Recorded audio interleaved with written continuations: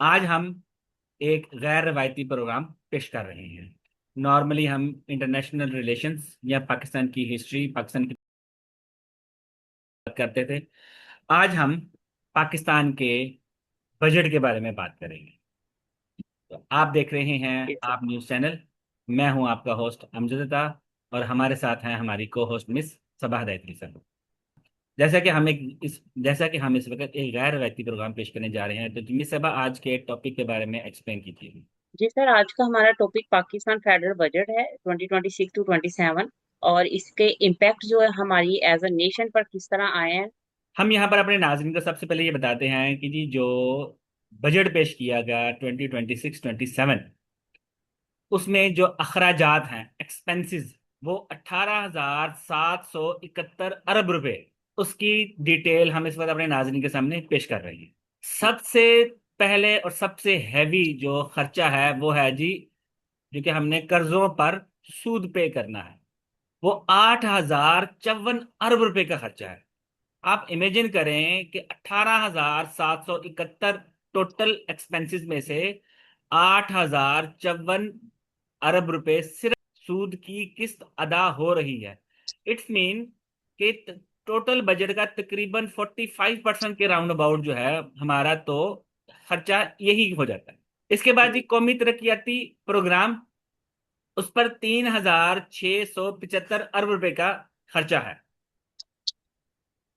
उसके बाद जी डिफेंस पे जी 3,000 अरब रुपए का खर्चा है। सिविल इंतजामिया के लिए 1,071 अरब रुपए का खर्चा है। PSDP, public sector development programme, इस हम्म। पर 1,000 अरब रुपए का खर्चा है। हम्म। बेनजीर इनकम सपोर्ट प्रोग्राम के लिए 838 बिलियन रुपीस का खर्चा है। ये फिगर नाजरीन याद रखिएगा, बेनजीर इनकम सपोर्ट के लिए 838 बिलियन रुपीस का खर्चा है। ट्रांसपोर्टेशन के लिए 365 अरब रुपए, तवानाई और बिजली के लिए 116.2 अरब रुपए, आला तालीम के लिए 46 अरब रुपए, स्कूल और कॉलेज की तालीम के लिए 26.3 अरब रुपए, सेहत के लिए 25.1 अरब रुपया, दानिश स्कूल के लिए 22 अरब रुपए, और साइंस और टेक्नोलॉजी के लिए टोटल जो एक्सपेंसेस रखे हैं वो 3.6 अरब रुपए है। तो नाजरीन, बेनजीर इनकम सपोर्ट प्रोग्राम के लिए 838, और तालीम के लिए 46, स्कूल और कॉलेज की तालीम के लिए 26.3, दानिश स्कूल के लिए 22 अरब, और साइंस और टेक्नोलॉजी के लिए 3.6 अरब रुपए। आप देख लें कि हमारी प्रायोरिटीज हैं क्या। अच्छा जी, हम यहाँ पर अपने नाज़रीन को बताते हैं कि बजट 18.77 ट्रिलियन रुपीस, और टैक्स रेवेन्यू जो है वो 15.26 ट्रिलियन रुपीस का है। तो आपको यहाँ से डायरेक्टली पता चल रहा है कि जी 3.6% ऑफ GDP आपके पास फिक्सल डेफिसिट है। कि सीधा सीधा जो इस वक्त बजट का खसारा है वो 3.6% GDP का है। हमारी हुकूमत इस वक्त जो क्लेम कर रही है वो ये है कि हमारी इकोनॉमिक ग्रोथ 4% है। गवर्नमेंट कह रही है कि जी हमने इन्फ्लेशन को नीचे लेकर आना है, और जो इन्फ्लेशन के लिए टारगेट फिक्स किया है वो 8.2 है। जबकि आपको पता है जो इस वक्त इन्फ्लेशन है उस वो इंतहाई खतरनाक हद तक इंक्रीज हो चुका है। अब हमारी गवर्नमेंट ये कह रही है कि जी IMF की डिमांड पर हम टैक्स कलेक्शन जो है ना वो इंक्रीज करने जा रहे हैं। इस वक्त पाकिस्तान में जो क्राइसिस है उनमें सबसे बड़ा इशू जो है ना वो एनर्जी क्राइसिस है। बिजली की कीमत, पेट्रोल की कीमत, और LPG कीमत इतनी ज्यादा है कि आम आदमी इस वक्त इंतहाई मुश्किल हालात में है।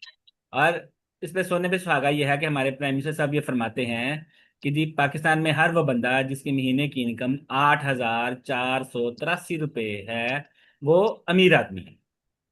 गरीब आदमी के हालात पहले से ज्यादा खराब हो रहे हैं। उसकी वजह यह है कि पाकिस्तान में कंजेक्टिवली एनर्जी की प्राइसेस ज़्यादा होने की वजह से मार्केट में प्रोडक्शन बहुत महंगी हो गई है, और कई इदारों ने अपने मुलाजमीन को जॉब से निकाल दिया है, और लोगों के पास जरूरियात ज़िंदगी खरीदने के लिए भी पैसे पूरे नहीं हो रहे। दुनिया में डायरेक्ट टैक्स को बढ़ाने के लिए हमेशा बात होती है, लेकिन अनफॉर्चुनेटली पाकिस्तान जैसे मुल्क में इनडायरेक्ट टैक्सेस की मिकदार हमेशा बढ़ाई जाती है, जिसका डायरेक्टली इफेक्ट जो है वो गरीब आदमी पर होता है।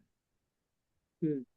पाकिस्तान में इस वक्त टैक्स नेटवर्क को देखा जाए तो पिछले 15 साल के अंदर हमारा टैक्स टैक्स नेटवर्क इंक्रीज हुआ है, लेकिन अभी भी हम्म। इतना इंक्रीज नहीं हुआ कि जिससे मुल्क के हालात ठीक हो सके। पाकिस्तान में एक और इशू चल रहा है, और वो ये है कि जी एग्रीकल्चर पे टैक्स का नेटवर्क जो है ना वो कंप्लीट नहीं है। एक्चुअली सिचुएशन ये है कि वो जो बड़े जागीरदार जिनके पास जमीन बहुत ज्यादा है, उन्होंने जब अपनी जमीन रेंट पे दी है, उस रेंट पे टैक्स हम्म। नहीं। पाकिस्तान के जो टैक्स रेवेन्यू के जो टारगेट हैं वो एम्बिगस है। एक्चुअली ये आईएमएफ की डिमांड पे ये चीजें बन रही हैं। हम यहाँ पर अपने नाज़रीन को बताते हैं कि हम नॉर्मली यहाँ कहा जाता है कि ये आईएमएफ की डिमांड है कि जी ये टैक्स बढ़ा दें, जबकि एक्चुअल सिचुएशन ऐसी नहीं है। जब आईएमएफ हम्म। किसी भी मुल्क को कर्ज देता है तो सबसे पहले उनसे पूछता है कि जी आपके पास टैक्स कलेक्शन का नेटवर्क क्या है, आप मुझे ये अमाउंट कैसे वापस करेंगे। जो कंट्रीज एग्जैक्टली। उनको अपने लिए एक नेटवर्क दे देते हैं और वो वल्नरेबल होता है, तो आईएमएफ उसको आमतौर पर मान लेता है। जो कंट्रीज हम्म। उनको कोई भी इस तरह का प्लान देने में नाकाम हो जाते हैं, तो फिर आईएमएफ उसको डिक्टेट करवाता है। चैनल का सब्सक्राइब कीजिएगा, प्रोग्राम को लाइक कीजिएगा, इस दुआ के साथ कि अल्लाह तबारक ताला पूरी दुनिया के मुसलमानों की और खसूसन पाकिस्तानियों की तमाम मुश्किलात को आसान करे। नेक्स्ट वीलॉग तक आप हमें इजाज़त दें। पाकिस्तान जिंदाबाद।